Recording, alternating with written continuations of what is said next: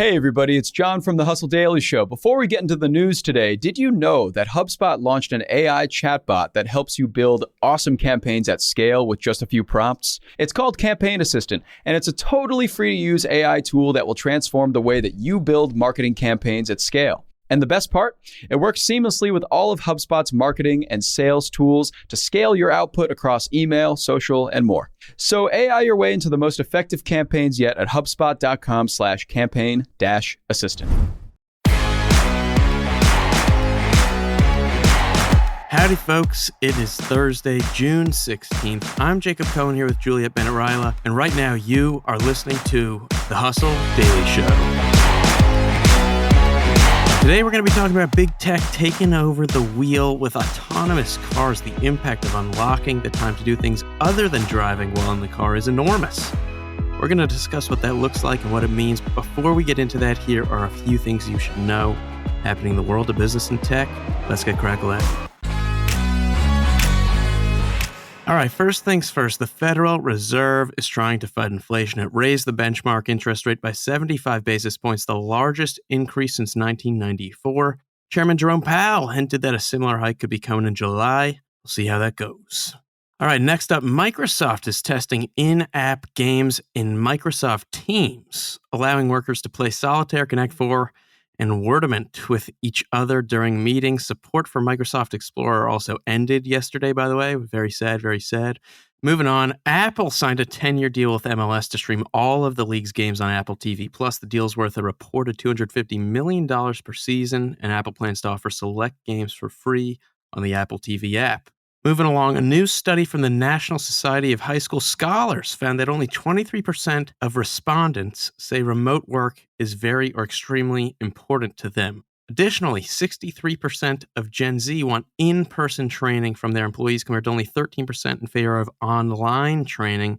That surprises me a little bit, I'm not going to lie. Yeah. All right, moving along. Yesterday, President Biden called on U.S. oil refining companies to produce more oil, saying high profit margins are placing an unacceptable burden on consumers. The national average yesterday stood at over $5, almost $2 more than last year. Finally, YouTube says that YouTube Shorts, its TikTok competitor, is used and watched now by over 1.5 billion users every month. For reference, TikTok said 1 billion monthly users do the same on its app back in September of 2021.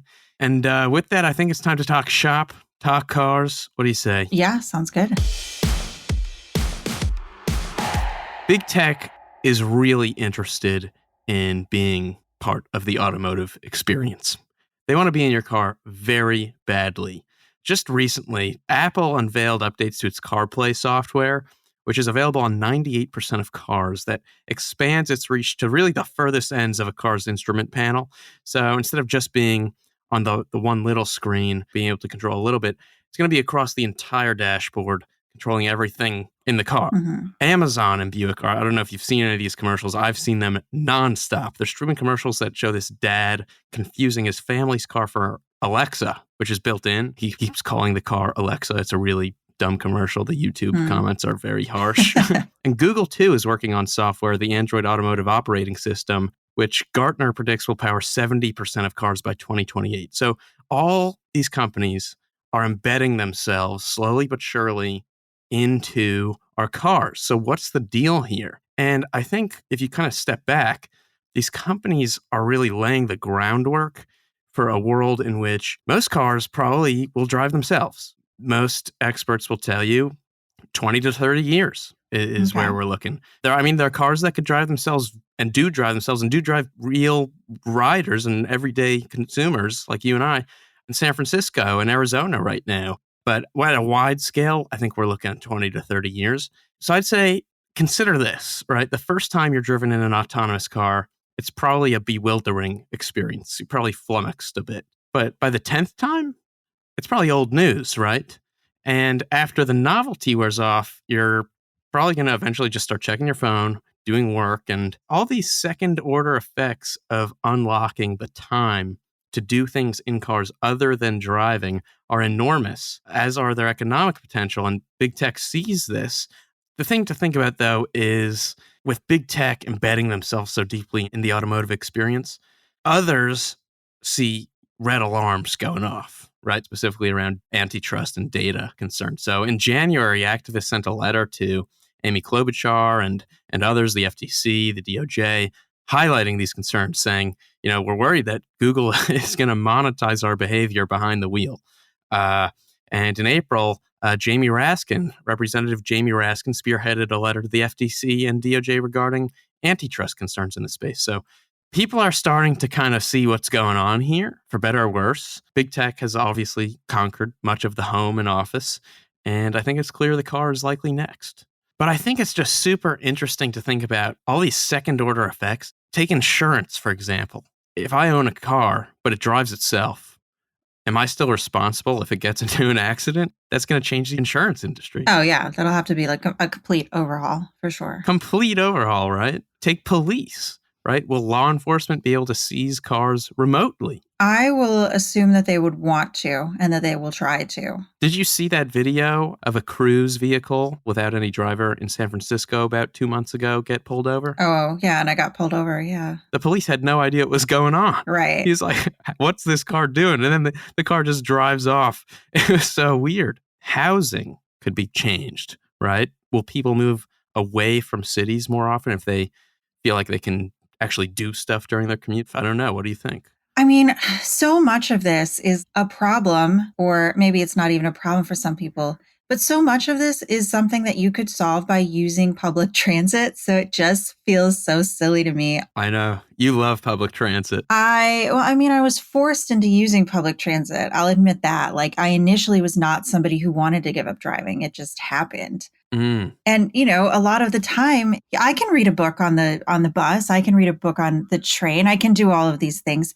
But I will say, if you don't live in a city or you don't live in a place where the commute is short, it will still take up a ton of your time, and it will still be like a drain on your life. Like, I used to work at a tech company, and it took me 2.5 hours to get there and 3 hours to get home because our metro system is so underdeveloped. That's insane. Yeah. And even though, I have a seat, I'm on an air-conditioned bus, I can do all these other things on the bus. The bus even has Wi-Fi. It doesn't matter. Like, that's still 5 hours of my life. It's still really unpleasant. It still makes my back and my knees hurt from sitting that long. Just like when you're on a plane. You can watch a movie on a plane. No one likes a 12-hour flight. That's a great call. But the bus to me makes the most sense because you can fit the most people on it at the same time, thus alleviating the traffic on the street as opposed to having everyone in their individual robot cars. So it does seem a little weird. I think a lot of city planners will agree with you that public transportation makes the most sense, best economics for everyone involved. But I don't know. People just don't like riding buses in America. I will say that recently I've been going to a lot of meetups, and I have met so many people, and inevitably it comes to where'd you park? And I'm like, I'm just going to hop on the train. And this is in an area of town where the train stations are so close together that I can walk between them in 15 minutes. So it's super easy. And parking is a mess. So it's like truly the easiest way to get around. And I will talk to someone who's like, oh, you took the train? I would never do that. That's really dangerous. And then they go walk to their car. Yeah, in a dark parking lot. Right. And I've watched them drink 5 glasses of wine, and they're going to go get in their car and drive 1.5 miles because it's too dangerous to get on the train. So for those people who just will not take public transit, but like are drinking and driving, okay, fine. Yes. Your robot car will take you home safely, and good for them. Yeah, exactly. Well, I guess the question at the end of the day is driving at some point is just going to become like an enthusiast kind of thing, right? Oh, yeah. So instead of racing, they just go driving like normal. Yeah. I mean, people all the time say that they love a long road trip. They like driving through really scenic areas where there's not a lot of traffic. I think people will still want to do that. I mean, there are places you can go and pay several $100s to take a race car around a track. Yeah. And I think people still will want to do that. When it's like, do I want to sit and stop and go traffic for 1.5 hours on the 405? No, let the computer do it. Right. It's like today people pay $100 to go drive a Maserati around for an hour. 50 years from now, maybe they'll be paying $100 to just drive a Toyota Camry. This is what it used to be like. It's your retro Toyota experience. Yeah, exactly. And bada bing, bada boom, that's going to do it for us today. As always, thanks for tuning in to the Hustle Daily Show. We're a proud part of the HubSpot Podcast Network. Our editor today is Ezra Trupiano. Our executive producer is Darren Clark. If you liked what you heard today, we've got a lot more tech and business coverage over at thehustle.co. See you tomorrow.